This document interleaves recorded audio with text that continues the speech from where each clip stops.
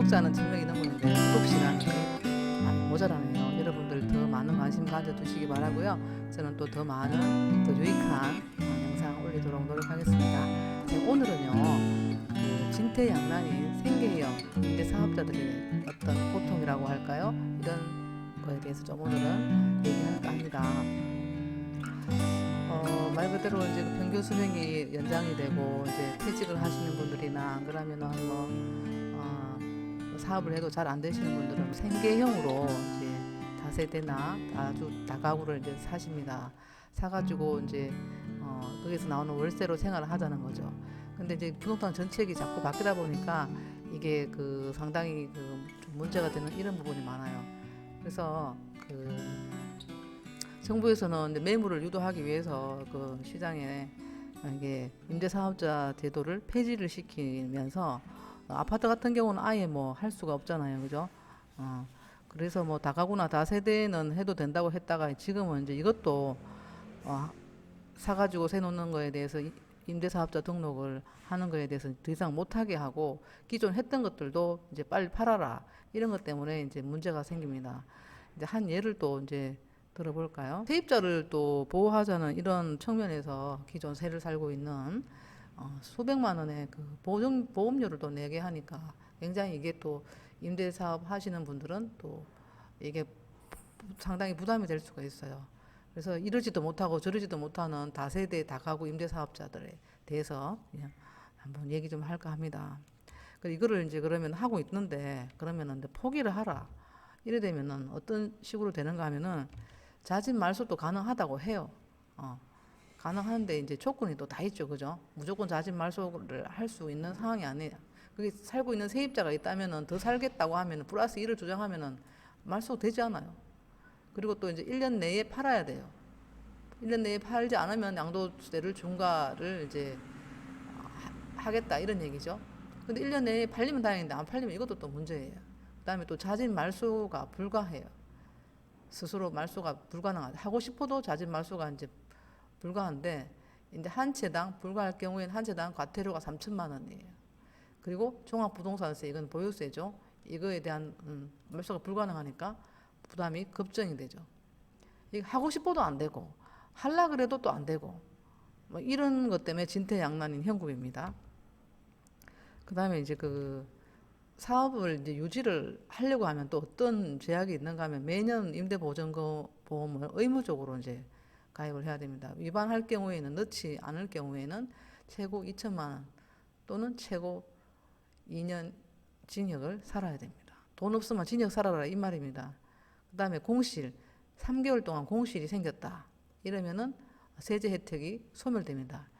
가령 뭐 세금을 적게 내기 위해서 뭐 공실이 있었다 이런 식으로 이제 신고할 수도 있으니 공실 3개월이 넘으면은 세제 혜택을 소멸하겠다 이런 부분까지 또 얘기를 합니다. 또 본인이 산다 이것도 안 된다는 얘기입니다. 내 집에 새만 나야 되지 본인이 거주하면 안 된다는 거죠. 그러면 이제 임대사업자가 아니라는 거죠, 그죠? 그러면 과태료 3천만 원.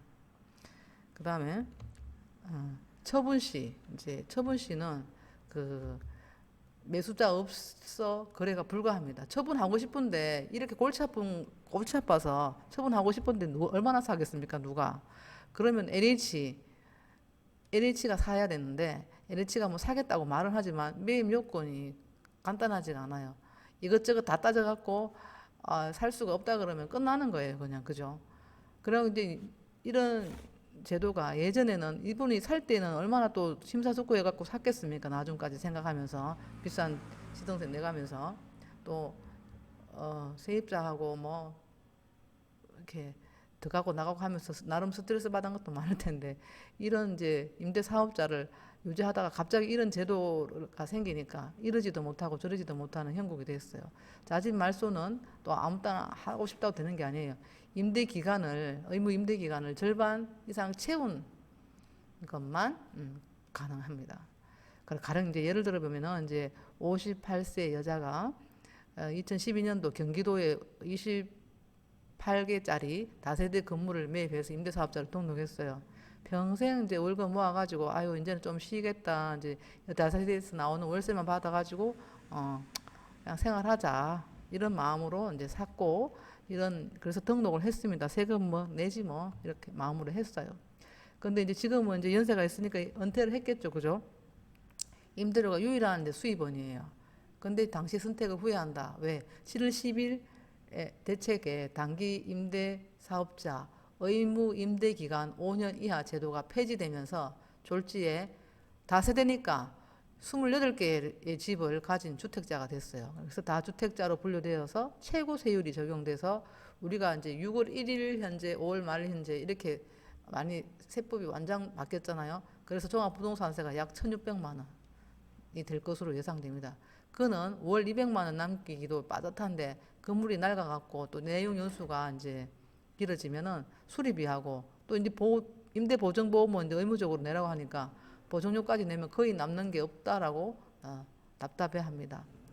보증료 부담이 굉장히 부담스러운 거죠. 이제 더불어민주당이 다세대 다가구 비아파트 임대사업자 제도 폐지를 추진하면서 아니 더불어민주당이 참 그 왜 보통 보면은 이렇게 정책을 발표를 하면은 국토부나 뭐 기획재정부 이런 데서 발표를 하는데 지금 더불어민주당까지 이렇게 어 이렇게 정부가 이렇게 나선다는 것도 조금 이해가 안 되는 부분도 사실은 있어요. 뭐 좋게 생각하면은 정부가 그만큼 주택 가격 시장을 안전화시키려고 노력한다 이런 측면도 있지만 내년에 대선이 있어서 그런지는 모르겠지만은 이렇게 챙기려고 하는데 더불어민주당이 다세대나 다가구 비아파트 임대사업자 제도 폐지를 추진하면서 임대사업자들이 이렇게 골치가 아픈 이런 상황이 되어버렸습니다. 그래서 생계형 임대사업자에 한해서 종부세 혜택은 유지하기로 하고 한 발 물러섰지만 반발이 여전합니다. 왜 다 구제할 수는 없거든요. 그래서 땜질 처방이라는 지적이 제기되고 있습니다. 그리고 이제 여기 임대사업자 같은 경우에는 각종 규제가 또 이제 신설돼 갖고 이미 혼란을 겪고 있습니다. 지금 임대보증보험이 이게 가장 큰 문제고요. 세입자를 보호하자는 것은 좋은데 이 세입자 때문에 8월 18일 이후에 신규 등록한 임대사업자 그렇게 작년 8월 18일 가입을 해야 되고 올 8월 18일부터는 기존 했던 임대사업들도 다 이렇게 임대 그 보증보험에 가입을 해야 돼요. 이 보증보험료가 굉장히 부담스럽습니다. 수백만 원에 달해요. 그렇다고 이게 보증보험료 다 가입을 한다고 다 되는 게 아니에요. 그 다세대 건물에 대출금가 있고 그다음에 그 보증금 받았는 거 있잖아요. 이걸 또 다 더해가지고 집값보다 많은 경우에는 가입이 불가능해요.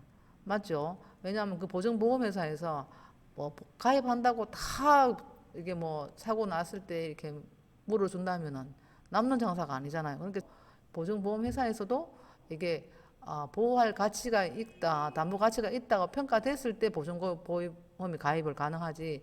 이게 대출금도 많고 보증금도 많은데 아이고 잘못됐을 경우에 보증회사에서 물어준다 이렇게 할 리가 없잖아요, 그죠?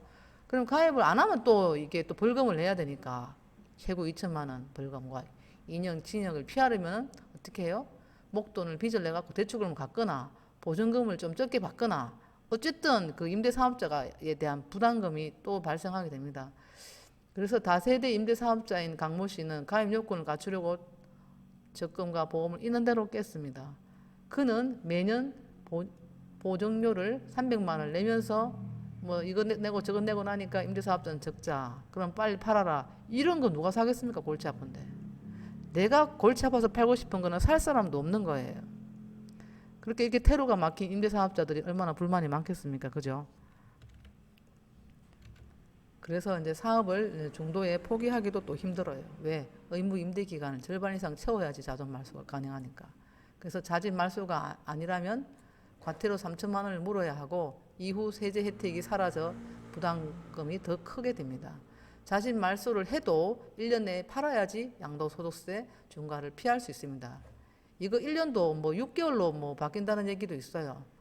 이게 판다는 게 참 어렵습니다. 그렇다고 LH가 사주겠다고 하지만 이게 다 사지는 못하잖아요. 그죠?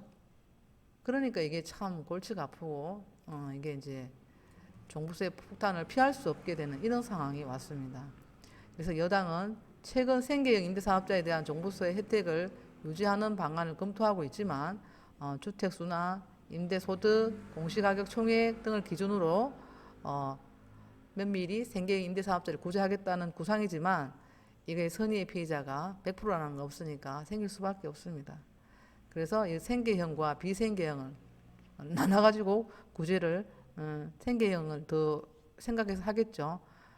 그렇지만 다 챙기지 못하는 것과 그 다음에 또 이렇게 매물을 이렇게 유도하려고 하지만 실제로는 시장에서는 이게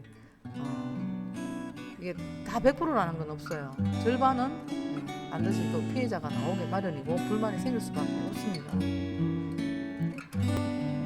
그리고 이렇게 매물 잠김 현상이 이게 뭐 자꾸만 발생하니까 집값이 자꾸 매수자가 더 서울 같은 데는 많아지니까 집값 잡으라고 하다가 오히려 이게 서민들이 잡는 이런 상황이 올 수도 있겠다는 생각이 듭니다.